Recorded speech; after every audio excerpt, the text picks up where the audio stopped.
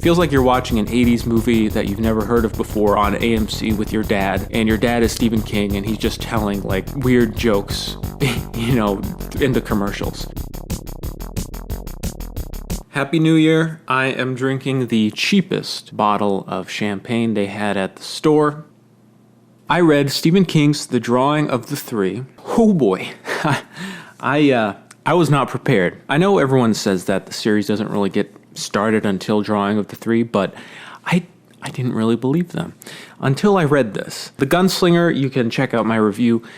I loved it. I thought it had excellent writing style. I thought it was just unique. I really loved the characters of Roland, the Man in Black, and Jake. Sometimes it didn't even feel like a Stephen King book. Actually, someone in the last video said that it seems like a Stephen King Blood Meridian, which that's actually it's a very appropriate way to put it. So, on to The Drawing of the Three, the second book in the Dark Tower series. If The Gunslinger was like a spaghetti western, like The Good, the Bad, and the Ugly, then The Drawing of the Three was like a hyped up James Cameron 1980s like Terminator action thriller mixed with Tarantino. It's such a difference compared to The Gunslinger. It's kind of like a shock, and I kind of understand why people say, if you don't like The Gunslinger, keep reading, because it seems like they're books written for two totally different types of readers, except they're part of the same series, essentially. You can tell just in the first pages of The Drawing of the Three that it's not written in this kind of high prose style or this very good, interesting style, but it doesn't have that kind of gunslinger prose. It is very much Stephen King. You'll recognize the kind of writing from all of his other books, and he feels more at home in The Drawing of the Three than he does in The Gunslinger. He feels more comfortable in the pages,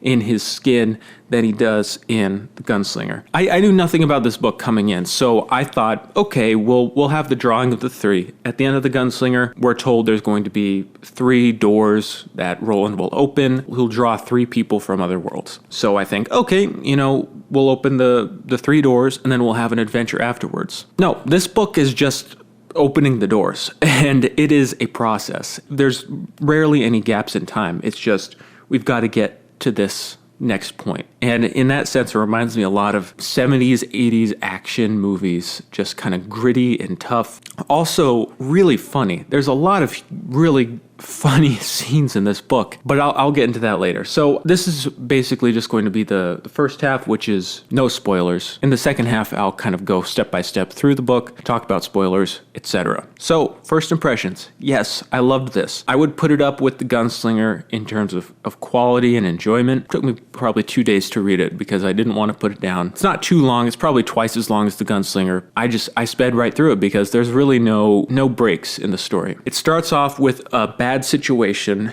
and that bad situation just keeps progressing. This book basically just sets up the main dynamic that we're going to be carried into the next book, which is The Wastelands, which I'm halfway through, which I love so far. I don't know if I love it as much as The Drawing of the Three, but it's very good still. The Gunslinger and The Drawing of the Three are so damn good, but in such different ways. Like, it's hard to compare them. It feels like you're watching an 80s movie that you've never heard of before on AMC with your dad, and your dad is Stephen King, and he's just telling like weird jokes, in the commercials. All right, so now I'm going to get into a little bit of spoiler talk. Okay, that opening scene where Roland gets his fingers eaten, I'm thinking Stephen King's going to retcon this. He's going to do some kind of time traveling thing, or it's a dream, or it gets taken back in some way. But no, it's just he gets his 3 fingers, these fingers, I think, on his right hand, get eaten off by the lobstrosities on the beach. And that is like the main plot forward momentum in this book. It's just Roland trying to survive, basically, and get his medicine. I loved the realistic quality there, It's like, yeah, we're drawing these people in, but priority number 1, Roland needs to get his fucking medicine. He needs to heal, or else he's going to die very quickly. Having him interact with 1970s New York City is so much fun. Trying to go through with this drug deal and make it through customs. I kept thinking, okay, there's going to be a break in time where, okay, Eddie gets off the plane, everything's fine, and then brings him back. But no, it's just Next step, next step, next step. What's the next problem? What's the next problem? We need to get through customs. All right, let's figure out how to get the cocaine off of your body and in here. Okay, now we have to get the cocaine back into your world. How are we going to do that while we're at Balazar's place? I kept expecting it to stop at some point, but it just keeps going. And the whole book, it started to dawn on me that the whole book is just going to basically be this short section of time. And it's just going to keep going until the climax. And I thought the only part that sagged a little bit was the Detta and Odetta chapters, which started off a bit fuzzy, confusing, and you start to understand more and more, and I really appreciate her character later on, but those chapters, not as fun, because you're going after, this great shootout in the Leaning Tower, which is just such a great shootout scene, and I think what makes that scene work so well is the build-up. But then when she's on the beach with Roland and Eddie, I loved that, because she's just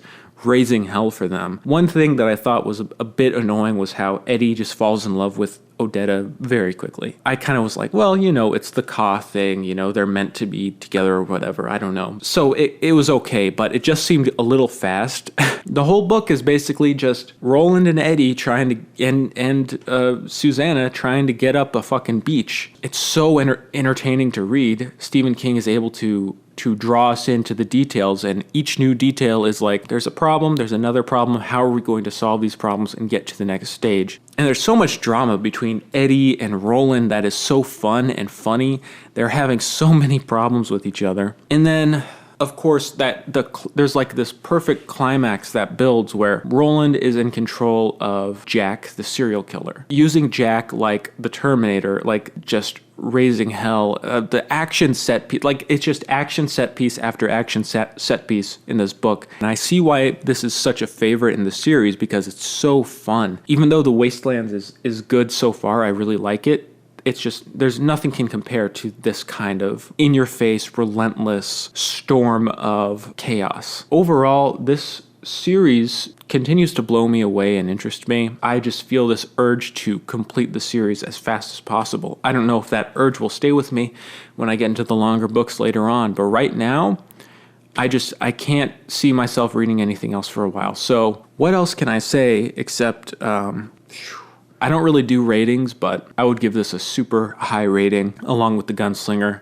This series so far is just continuing to exceed my expectations. I mean, I was excited to start the series, but I didn't think I would still be binging the books. So I guess I found the series for me. Anyhow, thank you all for watching this video. Like and subscribe if you have not already. Yeah, have a good one, everyone, and Happy New Year.